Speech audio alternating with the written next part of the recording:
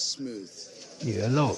Good morning, Ikeja, ladies and and other gentlemen. parts of Lagos seemed calm Back as again well. to feature some of the highlights of the events that just took place today. Police tried to enforce the restriction of movement in You're some still parts of the on state. the collisions and declaration of results, while some areas has already rounded up, the coalition.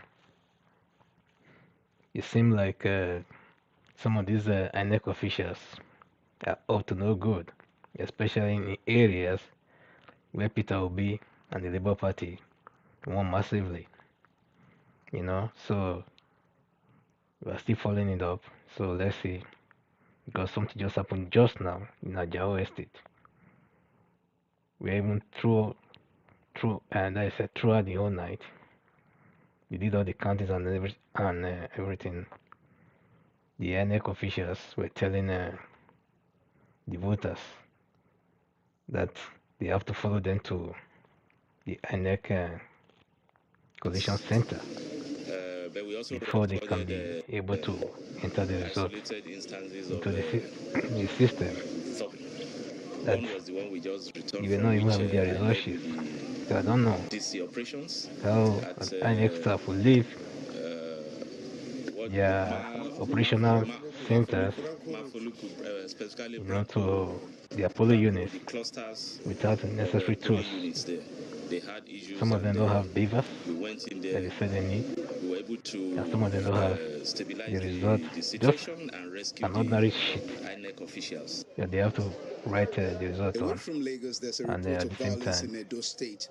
give it Suspected to hoodlums destroyed ballot boxes at the the polls party of officials to counting. sign. You can see some ballot papers that we just wasted there in Edo State.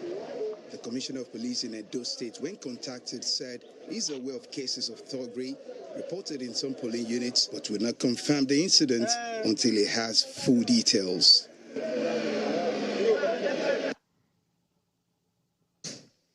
Meanwhile, the Inspector General of Police, Mr. Usman Al-Kali Baba, says the Any police area where is they know that dealing with security breaches you don't across the have country. any Mr. Al-Kali Baba stated this while addressing journalists foot on while the monitoring ground, the then elections they in Abuja, they the will send nation's their thugs capital. there to go and He, disrupt however, things. noted that the exercise has largely been peaceful. You don't have for those things to be ignored. Also in a very critical period now, which is sorting and counting in most of the polling stations that we have visited. The response of people are encouraging. People are guarding their votes. They are participating in sorting and counting of votes. The provision of security is also fantastic. I think I can judge that this is one of the most peaceful and best organized election I have witnessed in my career in the police force. I've been participating in election and election security. I think we have done well so far. So we are waiting for all the presiding officers to finish collecting their result and announcing it at that place, and for them to move to the next collation center. So we are on top of the situation. The performance of everybody is encouraging, particularly the turnout in the southeast is also very, very encouraging, and election is going on fine everywhere. It's not true that we have blasts in Maiduguri, but we have blasts in Borno State, which is Gwaza. Gwaza and Maiduguri are over 200 kilometers apart. In that blast, yes, we expected this kind of situation, and we have made proactive arrangement. Quite all right, the adversaries have sent in some, whatever you call, either blast or missile or whatever, but it has not disrupted the election very well. But we have about 5 injuries and some small damages, but the election is going on there perfectly. And that's News Track at this time. I'm Ayo Tunde Balogun. The 2023 verdict continues in just a moment.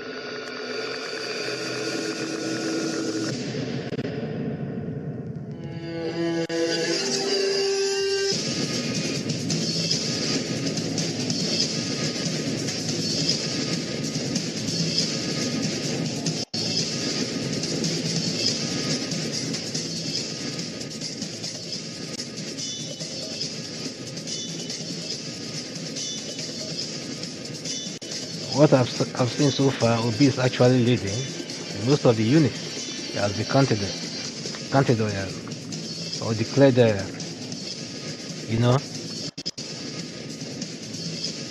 as being collated. Whether in the southeast, he won massively. Even Adamawa, he won some units, won it very clearly. And the same thing applies to Lagos State, like Anima Shang, etc. So those other areas where they were expecting him to do very well, like those areas where Easterners and other Southerners do live, like Ajigule and Butemeta and Kos. Those are some of the areas where they try to create some problems. Like this morning, Okota, as I earlier reported, we saw what happened there. So we still hope that he wins. He wins there very well. It's not just about winning this time around, it's about winning distinctly so that they won't be able to manipulate anything. So even in Sokoto, the same thing. They want so many units as well. Those are the kind of places where he was not, or where they were not expecting him to perform very well. But he has proved them wrong. So, as it stands now, he is leading massively.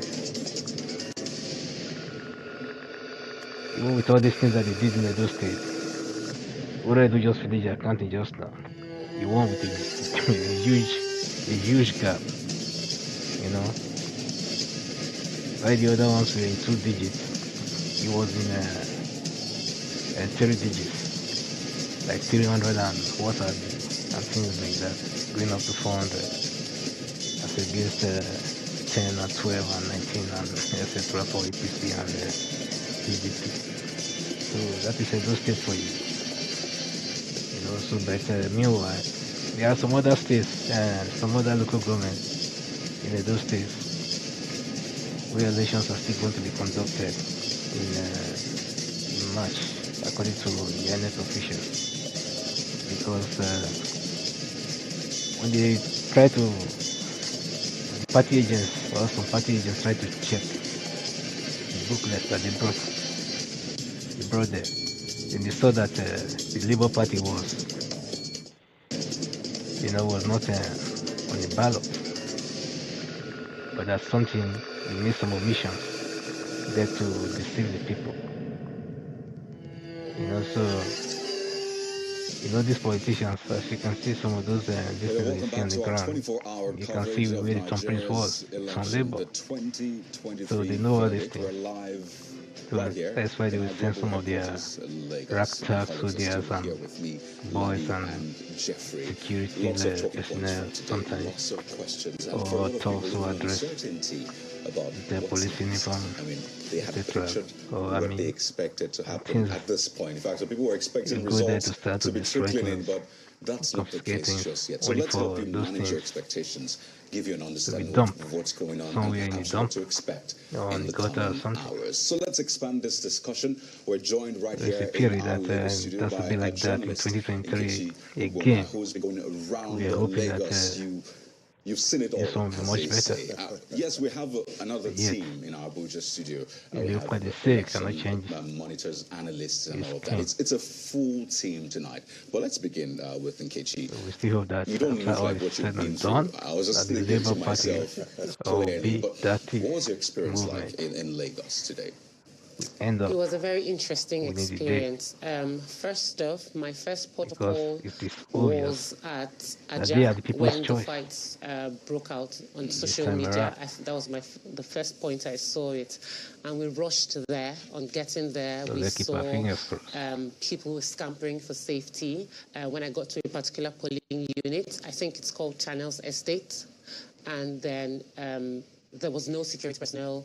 People in the neighborhood had ran. So when they saw the my crew arrive, you know, they were screaming and shouting and saying those were the people who attacked them. And just as I was arriving, the group of people who attacked them were just leaving, and it was surreal. It was something you see in the movies.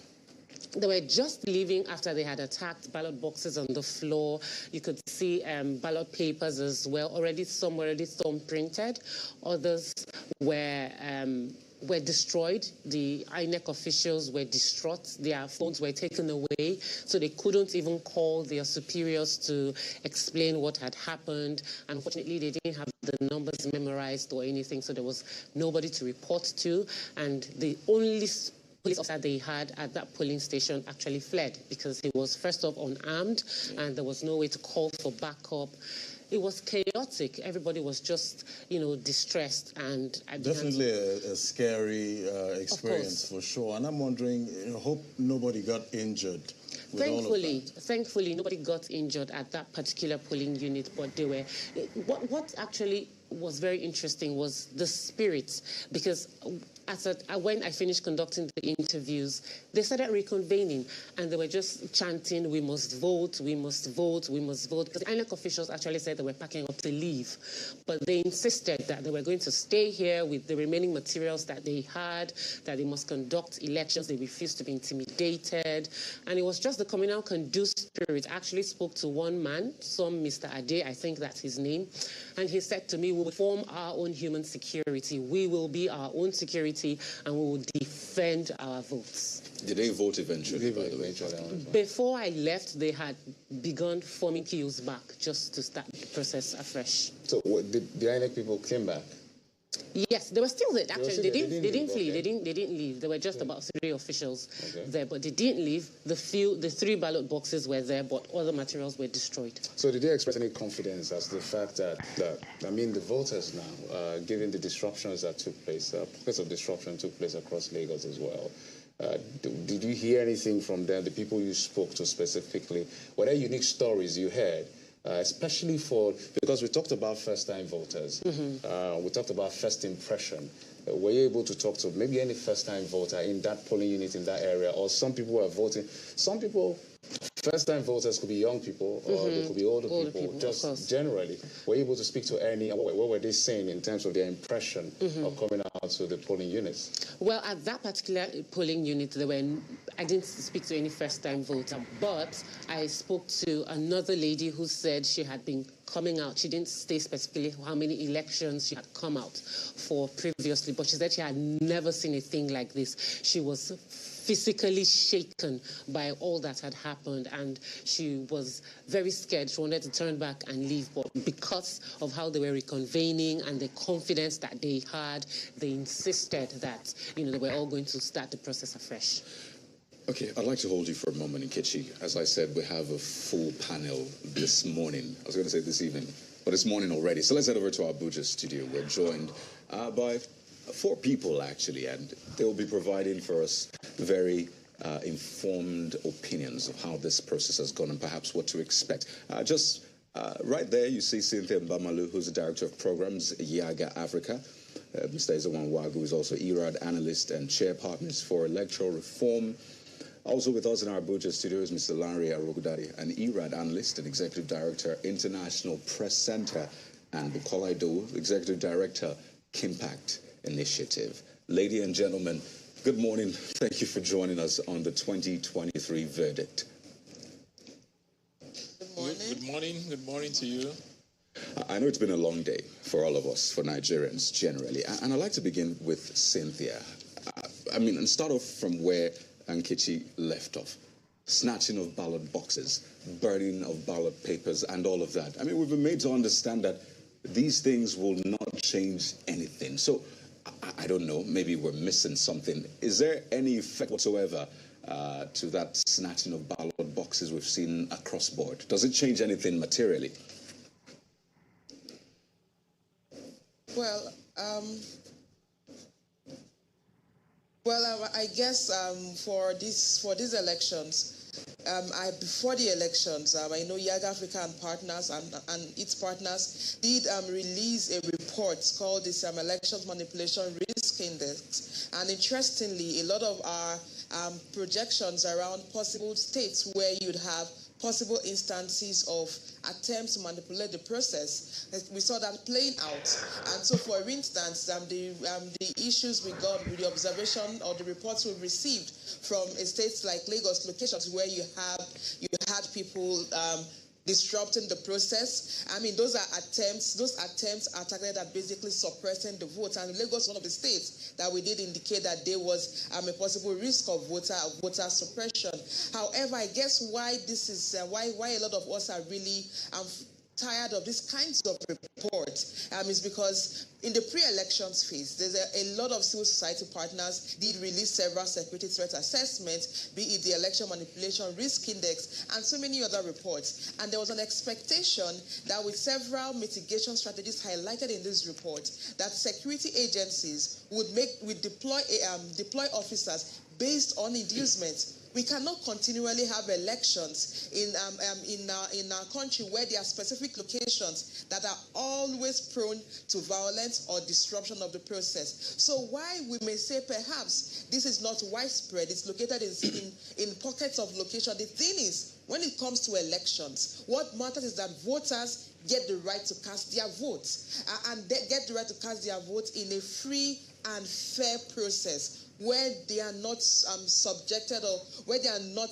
victims of intimidation or where they are not subjecting their lives to threats. And that is what makes democracy beautiful, that regardless of differences in opinions, regardless of differences in political preferences, that individuals, voters who are validly registered to vote, that when they go to the polling units, that they can vote in a secured environment, which is where the roles of the security officials come in. Because the fact that you have locations like this that are notorious for these kinds of disruption, locations that are already indicated in the pre-election space that they could be prone to violence, meaning that there's sufficient intelligence to inform deployment. But what we're seeing is if thugs can disrupt processes in these locations, it obviously showcases the fact that there was a major gap when it comes to deployment. And at the end of it, when it comes to elections deployment or security deployment in Nigeria, it is beyond the number. It's about deployment that is informed by intelligence, deployment that is informed by efficiency and effectiveness. And that is one of the things we think I believe was lacking in these locations where these incidences occurred. So yes, you may say it wasn't widespread because we had locations where the process was reasonably peaceful. However, the fact that we had Nigerians who experienced the process differently, that were subjected to intimidation, and some of them even had sustained injury, that is not good enough for our democracy. And we really need to begin to hold institutions to account when they fail to properly secure the electoral process. We're coming back to this, so let me just leave that at that and go through some review on some other results that were counted already in the state.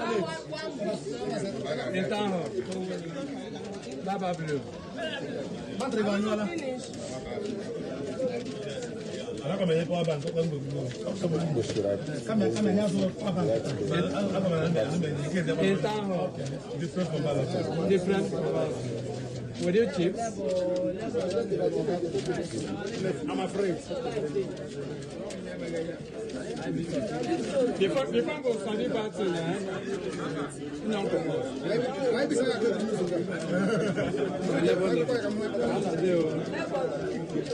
go collapse this level party.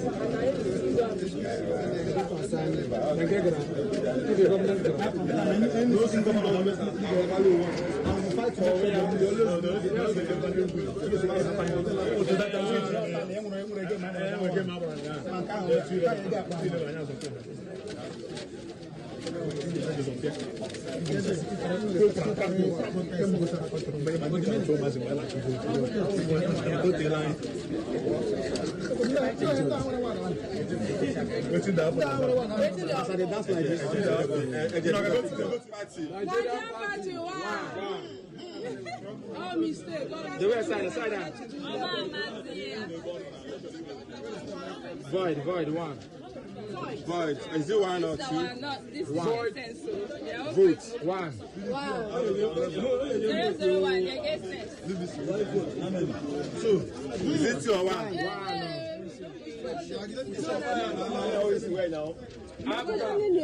One. Kenya. No, presidential one. ZLP. One.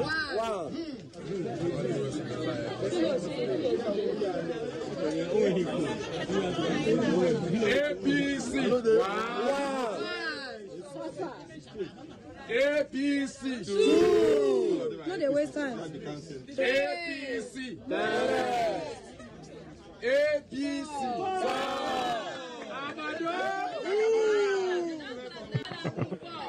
PDP. PDP. Two.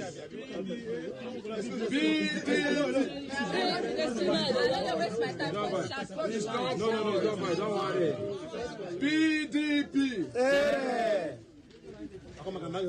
PDP. Five. PDP. Five. Labour. One.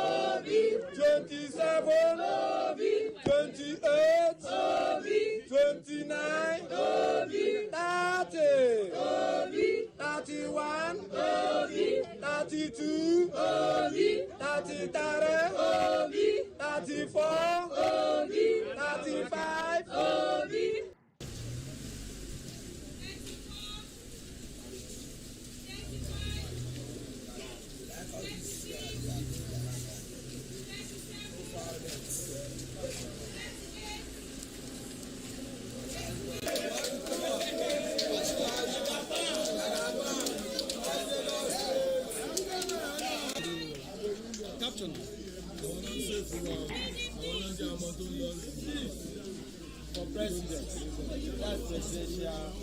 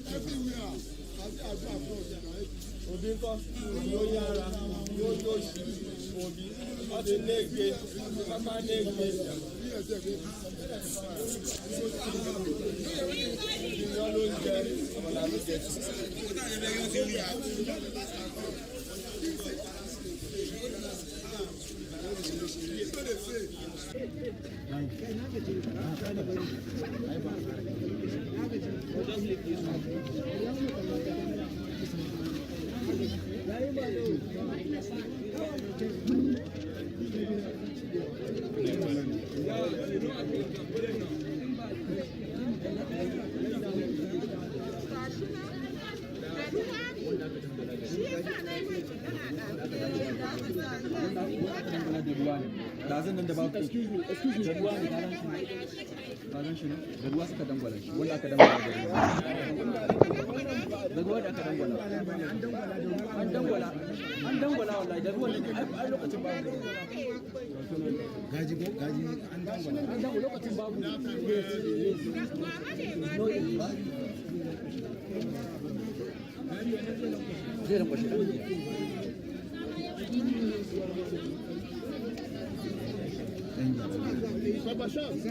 That part, very, very attentive. Pay attention to it, please.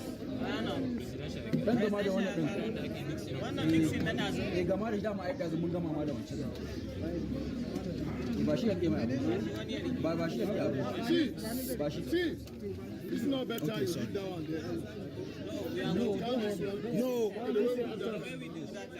Why Bashi? You see the cover.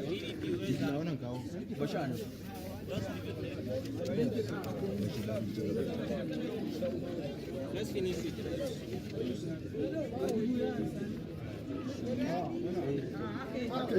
Invalid. Again, please. Don't worry.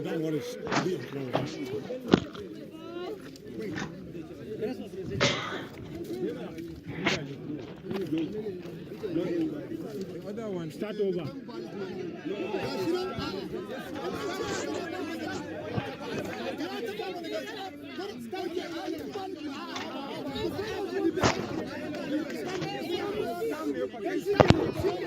It's okay. Dala ku shiru. Allah ya rubuta wanda zai ci abun nan kuna ta hayaniya.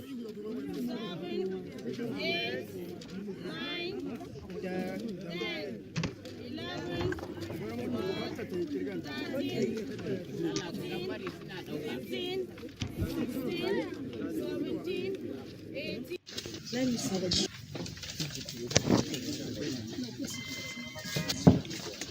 APC, PDP, PDP,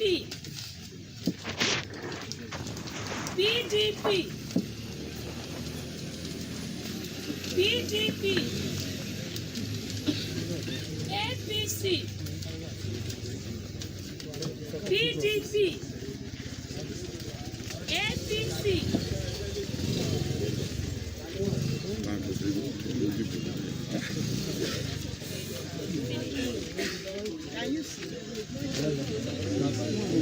APC, APC, PDP, PDP, PDP,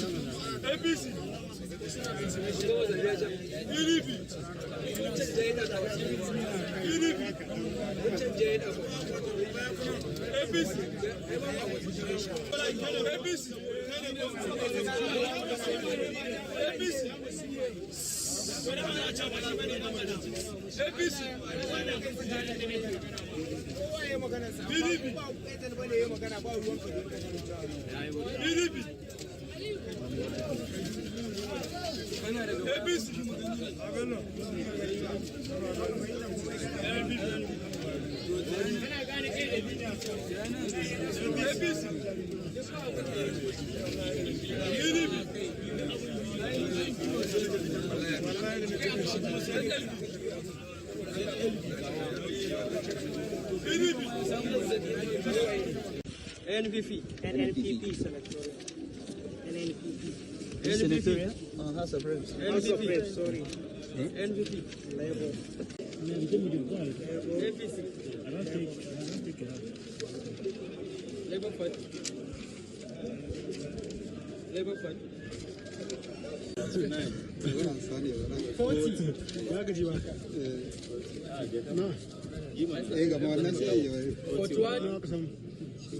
42, 43, 44.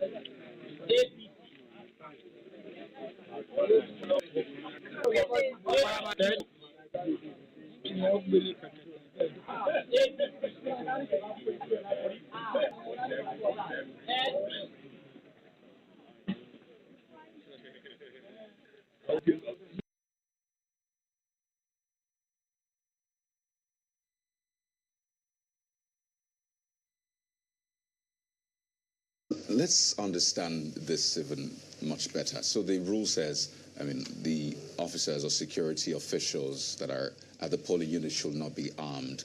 Then there's an outer ring. I mean, the police always gives us a picture of those rings. There's the inner ring, the outer one, and then those ones can bear arms.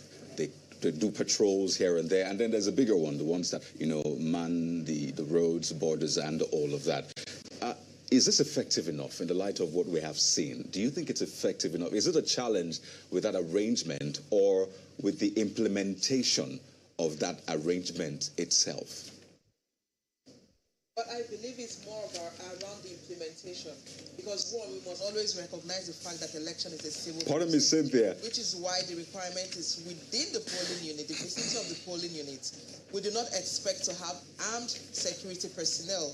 However, because of the peculiarities of our elections, we have armed officials deployed in specific locations, not within the voting vicinity. So, for instance, you have where you have the special teams deployed. Now, the idea of these special teams that would be armed is that they are not so far away from polling units that where reports are made, they can easily attend to those incidences, right? And so for me, I believe it's more around implementation. Because if, for instance, based on the statement by the IGP before the elections on the structuring or the placement of both the armed and the unarmed security personnel, what we reasonably expected is that for specific locations that are traditionally prone to violence, that those security personnel that are armed are on alert through the process, in a sense that we shouldn't also have unarmed security officers running for their lives. It also questions, that also questions their dignity in the process, because the fact that they did not feel confident enough to even immediately alert the armed personnel also raises a major question on even the trust of the officials deployed to the effectiveness of the deployment. And we see this constantly. So the question is, when this deployment plan is shared and the IGP releases this important strategy on how to mitigate violence, the major question is who ensures efficient implementation? Because if we have armed security personnel deployed to specific locations, and yet it takes them a longer period to respond to issues, then it means there's a problem with that deployment. And for me, it's about implementation and not necessarily the deployment. All right, so it's all about implementation for you. But let's go to Mr. Ezenwagu now.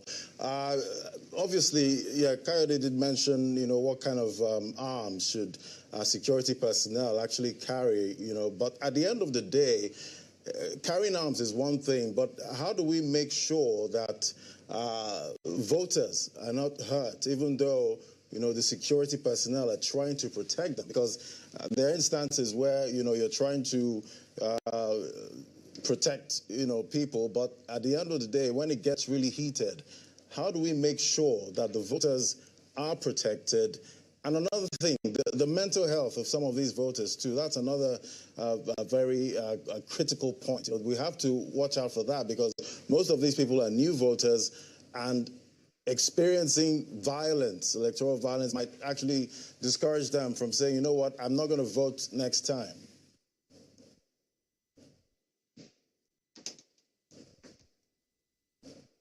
Well, I think, first of all,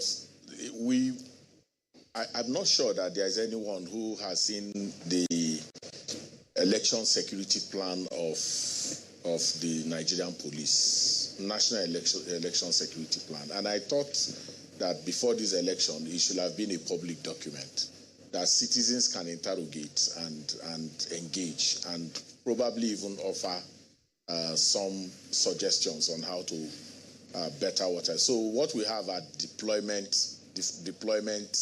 arrangements that are worshipped like a shrine by the security agencies themselves. Then you also then call to question the role of the Interagency Consultative Committee on Election Security. The idea of the Interagency Consultative on Election Security is that you are able to pull in all the muscles around the political, the security environment, which means that you have the DSS involved in it, you have the NDLEA, you have, and the strength of all of these people is that they can bring, for instance, intelligence, to be able to say in Moshi area, in Ajao Estate, in Aja, intelligence can come to say there will be plans to be able to disrupt this, and these are the things that we're going to do. But like I have often said, what we always have is explanation. There is always explanation as to why things happened. There has never been a situation in which we were able to say this thing was going to happen because of intelligence, because we did this, we mitigated the ability of the people who wanted to disrupt the peace to do so. So you will have the IG tell you, well, these are pockets of, there were pockets of violence in different places, but every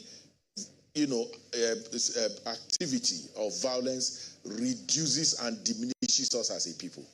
This is an election in which the attention of the world is focused on Nigeria.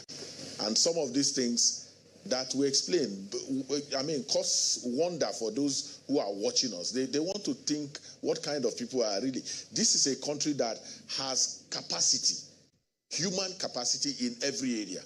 But the ability to harness it for the public good is probably, for me, what the challenge. So when you talk about mental health, the NDLEA has a component that deals with the issue of, drug abuse, both for the perpetrators themselves and even the psychological engagement to the new voters that you talk about. That's why they are in the access that I talked about. But their activities are shrouded in secrecy. And as civil society, we have said, look, we don't want to be part of your operational engagement. But it is possible for you to get the media and civil society to oversight what you do, and we can bring suggestions that probably can help you do your work better. But as you know, there is territorialism. Everyone wants to safeguard his stuff, and then the work is not done. So for me is to say, lessons learned. We had violence in 2019, in 2015. After every election, there is an election audit. There is also election security audit. Of what value is all of that? In what way does it improve the next election? You saw the IG on television telling you that that he has not seen this kind of, that this election is the best since he started. And you wonder from which perspective that kind of comment will be coming from, when there are visuals from, or even from channels alone since morning, showing very clear activities of people who have come to disrupt the peace. And as we speak now, there is perhaps even no arrest. And that, for me, is why I keep talking about service delivery outcomes and value for money. The deployments, 400,000 boots on the ground, means a lot of money in terms of allowances, in terms of equipment, in terms of deployments, and all of that.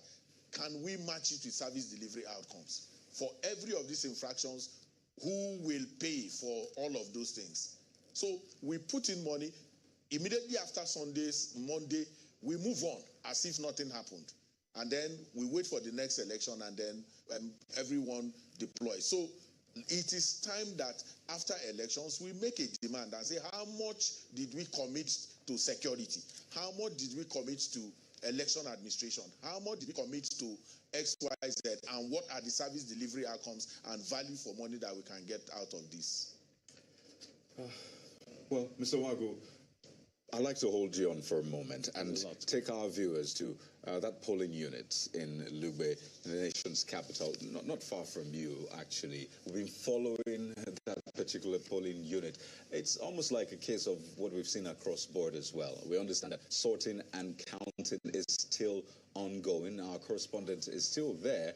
I would like to just show you some live images from that polling unit. I mean, what do you know? It's to 3 a.m. on Sunday morning, and counting is still ongoing. We'd just like you to listen in, and we'll continue the conversation in a moment. 374, 375, 376, 377,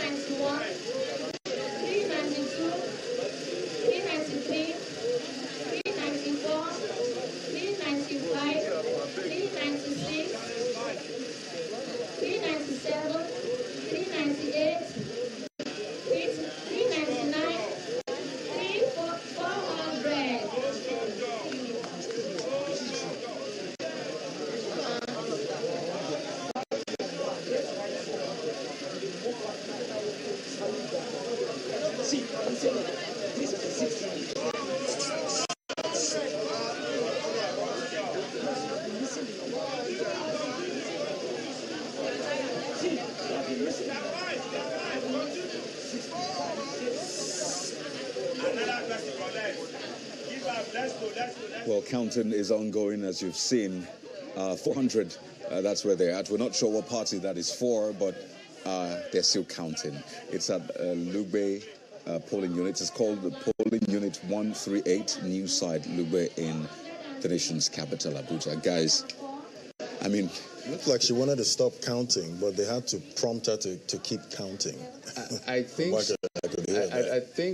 what I suspect happened, maybe she counted wrongly. You know, when you have counted repeatedly and you almost, maybe instead of saying 400, you said 300. Guys, we're hundreds of kilometers away from that location. It's hard to tell what's going on. Yeah, but you know, I could hear them trying to correct her. That she's not. It's a very interesting situation here. Usually when counting is ongoing, it's like the most crucial part of the whole voting process. Because the agents are watching, the voters are watching as well, and they want to ensure that things are done accurately. And the beauty of this is that you see the officials actually are consulting the agents and the people. Sometimes they show them the ballot paper and say, well, look at this thumbprint. Is it outside the border? Sometimes it's just a little bit outside the border, and they have to deliberate all of them together. It's just a beautiful thing when it's done the right way. So you understand that people are cranky. I mean, it's way past the time. They're actually tired. That's why I'm really surprised how vigilant people are in spite of how tired. This is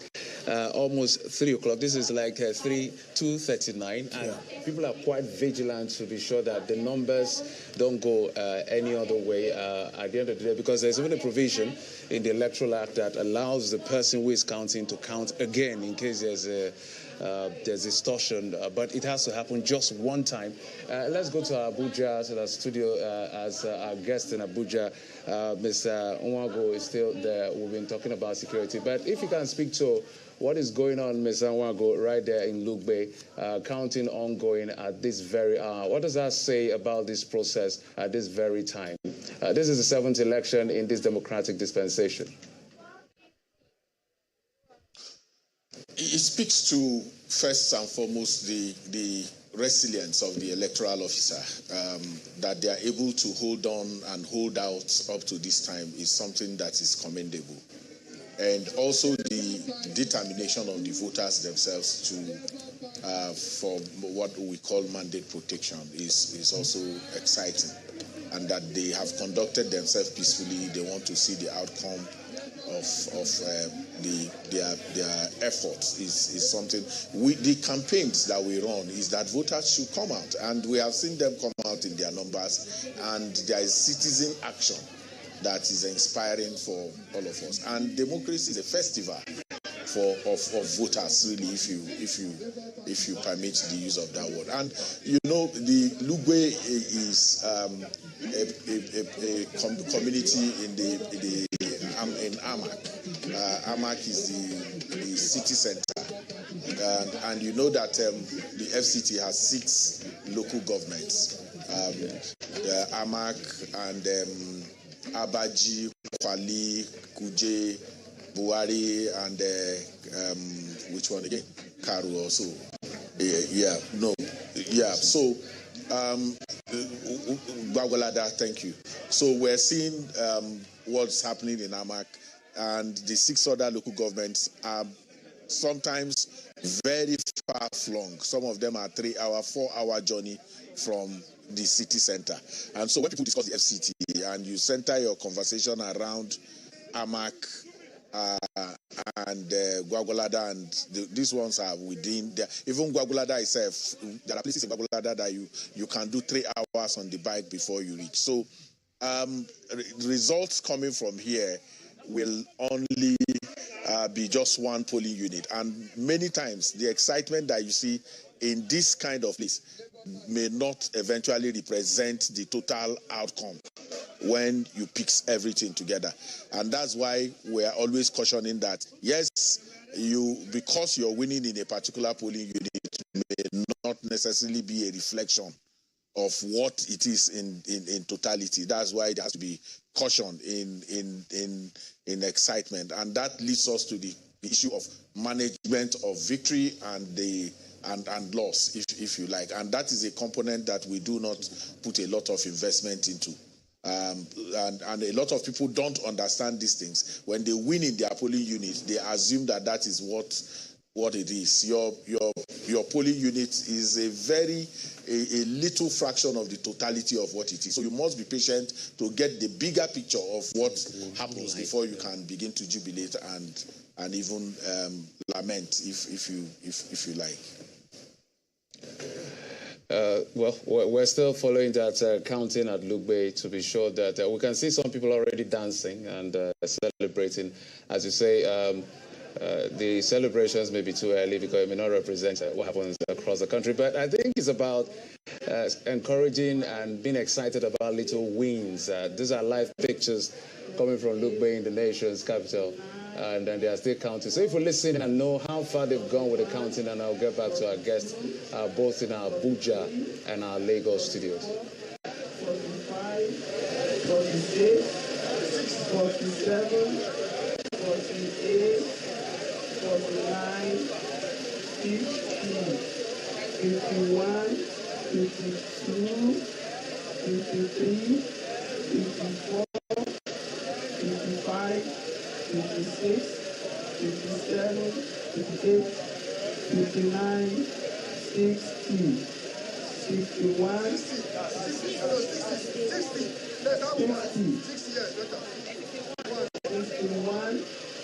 62, 63, 64, 65, 66, 67, 68, 69, 70, 71, 72, 73, 74, 75, 6, 77, 78, 79, 80, 81, 82. I mean, you think you are in nursery school, trying to count up until 100. That's going to give them numbers. That's what election does. It takes you back to the basics, and you have to make sure every vote counts. Well, let's continue our conversation. Yes, it looks like it's going to be a long night across the country. Let me go to Mr. Larry Rogundade. I mean, you've literally seen all of the twists and turns in this very intriguing election. I know that usually when people plan for projects, they always plan for worst-case scenario. I don't know if this scenario was in your plans, this scenario of not having the results in IREV, people still counting at almost 3 a.m. I don't know, is this something you envisaged, and perhaps how did you plan to approach this if it was part of your plans or projections? Well, it's quite obvious that we didn't plan for this at the level of civil society organizations working on elections. We invested a lot in electoral reform that produced the Electoral Act 2022. We were quite excited about the fact that the law allows the use of technology, but we also knew that election is not just about technology alone. It's also about the logistics, the enabling environment for that election, for everything to be put in place. And if it is at the level of civil society organizations working on electoral reforms, I think we did our best in providing the needed support, and up to and including the election manipulation risk index, which Cynthia talked about earlier, and various other security threats assessments. So to that extent, I would say that the idea, the understanding that it would take a lot to have credible election was quite there, and this was really put on the table. So definitely we didn't expect that we'll still be having counting of results by now, which would then speak to different aspects of this election in terms of the time of arrival of election materials, the level of understanding of the officials manning the various polling units. I got a call around where I saw on a Facebook post by a colleague around 4 p.m. talking about the fact that they were still waiting and that voting had not commenced. So I had to put a call through to him in Lagos to know what was happening, and it was all about first, late arrival, and then secondly, maybe the level of understanding. In about 3 polling units here in Abuja, which I visited earlier in the day, yesterday, in my Tama area, polling units 142, 143, 144, along Ghana Street, you could see that the officials had a very clear understanding what they were supposed to do. So once you checked your name on the wall and it's there, then you come. Once they do the capture, you are accredited. That is, they use BVAS capture. And once you're identified and you are okay, they immediately give you the ballot papers for you to cast, your vote. So you didn't really have a situation where you have this whole idea of first accreditation and then people are waiting and then getting excited. I think that my colleague and others finally voted around maybe 7 p.m. And the one other thing that we did, which we were also doing, was in terms of helping INEC, was to disseminate information, the various INEC hotlines. And I had to send it to him where they said they had problem with beavers. I said, call these lines. They will be, of help, to you. So looking at all this is not where we really expected. But like I said, it's all about the enabling environment. In my interview on your station, when we're looking at the pre-election, scenario, I did say that the president really promised and said, I would deliver, credible elections. And that there was a need for him, to walk, the talk. Because it would be too bad if we continue with this, like where a president that is going says, I will do my best, I will give credible elections. And then we have challenges with the process. And then the next president comes and say, I know this process was flopped, but we will do better. And then we are all excited. And then the same thing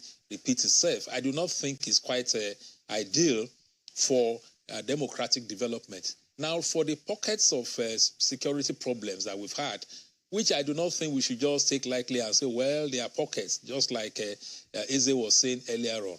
We also have to put this in context.